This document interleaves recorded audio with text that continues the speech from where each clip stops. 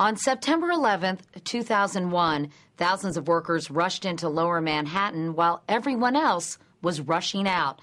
They spent day and night on what became known as the pile, searching for survivors and later remains in the worst of conditions. The cruel irony is that thousands of them have been getting sick. And as we reported last year, a growing number of studies confirm they've been getting sick because of all the time they spent breathing the dust at Ground Zero. In all, there were about 55,000 people who worked on the pile, a collection of firefighters, policemen, construction, and utility workers. One of them was this 30-year-old New York City police detective, James Zadroga. When the planes hit the World Trade Center, he drove straight to Ground Zero and stayed for weeks.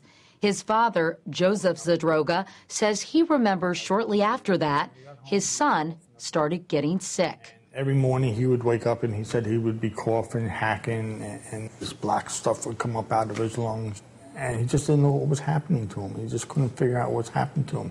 Then one morning in 2006, James's father woke up to an unusual silence.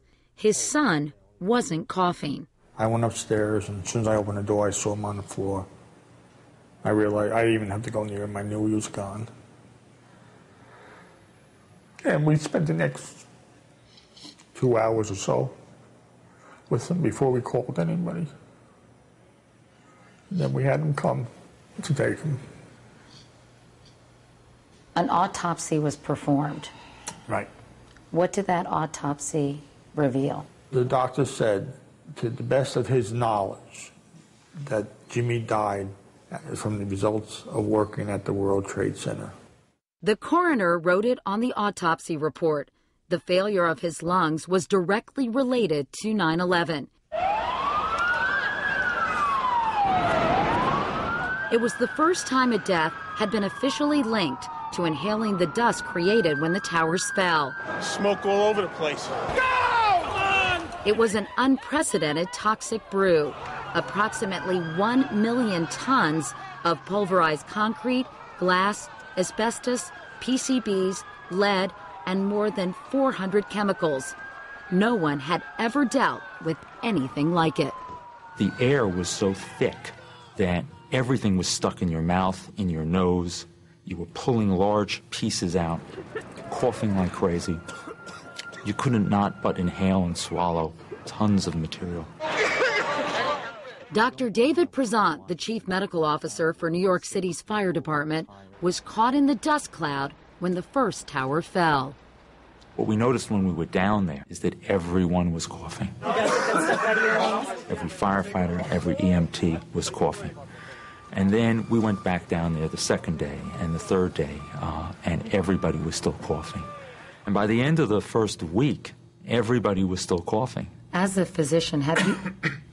Well, there you go. You have that little cough. In Just fact, a little bit now. You're suffering in a minor way from the after effects yourself.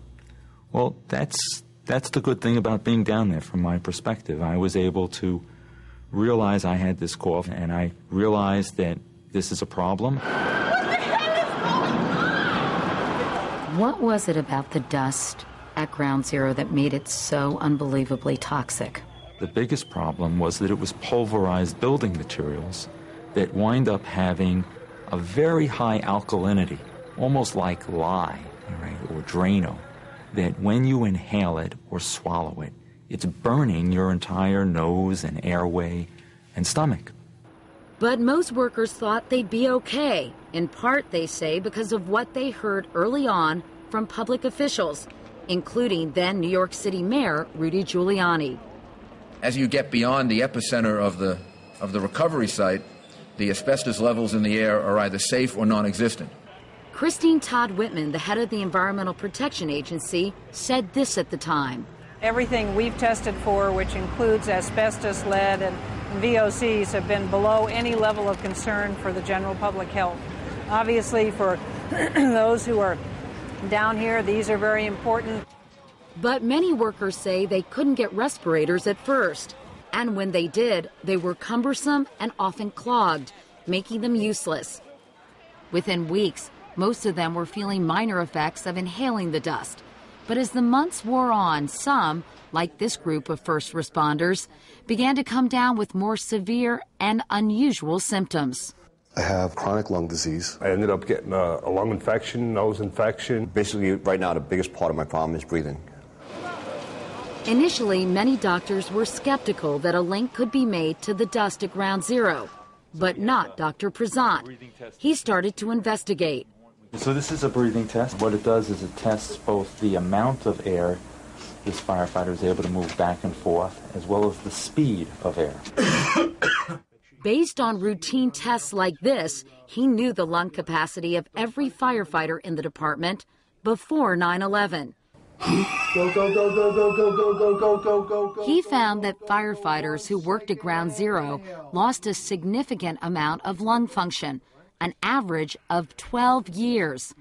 While we were visiting, firefighter Garrett Barbosa, who spent 2 months on the pile, was being tested. How's this affected your life? From Superman to Jimmy Olsen. It's a big difference.